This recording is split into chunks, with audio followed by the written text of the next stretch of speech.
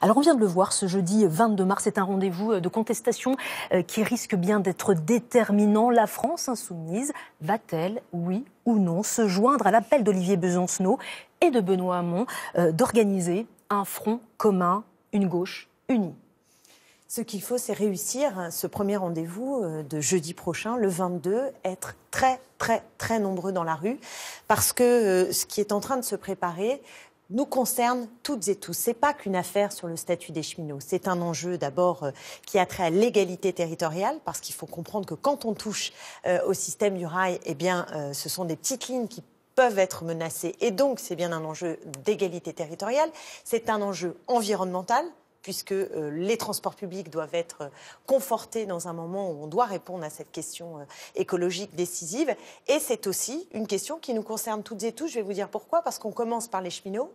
On commence à casser leur statut, à laminer un service public et on va se terminer avec d'autres catégories de salariés. Donc là, c'est un appel à la mobilisation, mais est-ce que c'est un appel à l'union de la gauche? Est-ce que la main tendue d'Olivier Besancenot, rejoint également par Benoît Hamon, est-ce que vous la saisissez à la France insoumise? Ce que je saisis et ce que nous saisissons, puisque le groupe des députés de la France insoumise a dès vendredi fait un communiqué pour dire sa disponibilité pour tous les rassemblements, pour faire caisse de résonance par rapport à cette journée de mobilisation, je crois que c'est très important. Vous savez, ce qui est en train de se passer aujourd'hui, c'est qu'Emmanuel Macron applique d'une certaine manière la politique qu'avait fait Margaret Thatcher il y a 30 ans, sauf qu'il a 30 ans de retard. On sait désormais que ça ne fonctionne pas. Excusez-moi de vous parler du fond, mais je pense que, y compris l'interview aujourd'hui de Benoît Hamon, peut-être était-elle un peu à contretemps de justement essayer de mettre l'accent sur les dissonances, voire les divergences, au moment où moi, ce qui m'intéresse, c'est que les personnes qui nous regardent aient bien conscience de l'enjeu. Je termine juste un exemple sur le rail. Des discussions entre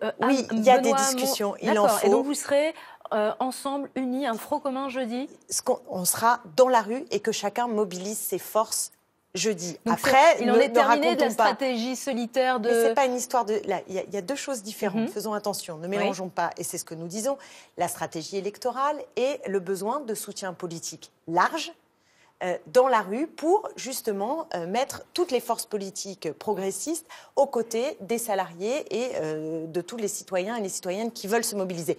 Mais permettez-moi quand même de parler un tout petit peu de contenu sur un aspect qui me tient vraiment à cœur. C'est qu'on a l'exemple, on ne peut pas faire comme si on n'avait pas d'exemple. En Angleterre, Thatcher, c'est pour ça que je vous parlais de Thatcher, elle a privatisé, quand elle est arrivée, le système ferroviaire. Alors, c'est pas du tout ce qui va se passer en France, ce n'est pas du tout le même type de privatisation, donc on ne peut pas tout mélanger non plus. Oui, mais on prend ce chemin.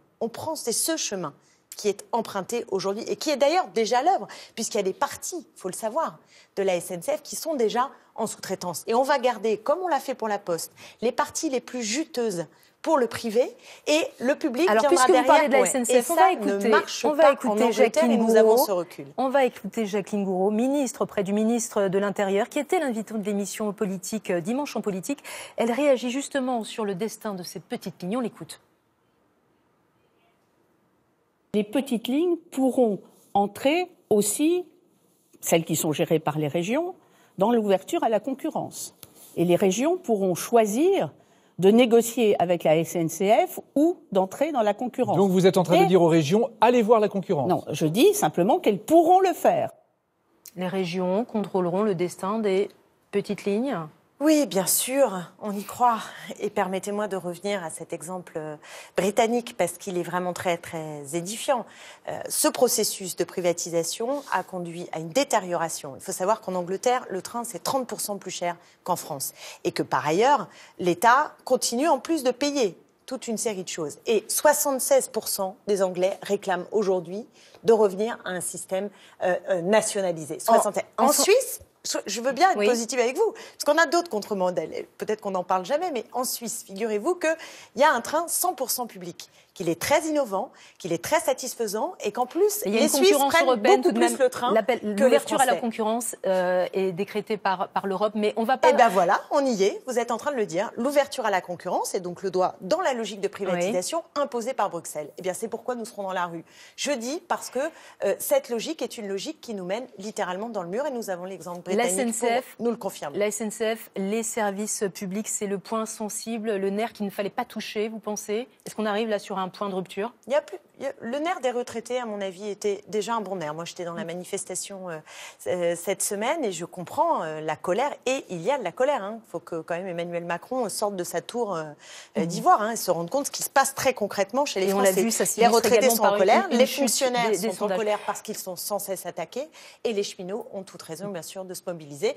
Et nous avec aussi, parce que nous sommes des citoyennes, des citoyens usagés, les services Avant de se publics. quitter, un mot très rapide, s'il vous plaît. J'aimerais m'adresser à la féministe que vous êtes. Quel est votre sentiment sur le retour de Bertrand Cantat sur scène ? J'avoue que sur la question des violences faites aux femmes, ce qui me préoccupe le plus, c'est le Conseil des ministres qui aura lieu mercredi avec la proposition de loi du gouvernement pour lutter contre les violences faites aux femmes. Et ma colère du moment, ma première colère, c'est le fait qu'on va avoir sans doute quelques améliorations législatives, mais il n'y a pas de moyens. Il n'y a pas de moyens pour accompagner le mouvement MeToo et la libération de la parole. Après, sur Bertrand Cantat, je comprends que des féministes soient en colère. En même temps, il a purgé une peine, alors que les féministes trouvent quand même pas très lourde. Moi, je ne suis pas juge. Et par ailleurs, je suis féministe vraiment et je suis révoltée contre les violences. Mais je suis aussi très attachée aux droits humains. Donc on est dans une situation qui est difficile à appréhender. Et ça crée une forme de malaise. Franchement, ça crée une forme de malaise. Merci infiniment d'avoir répondu à notre invitation, Clémentine Autain.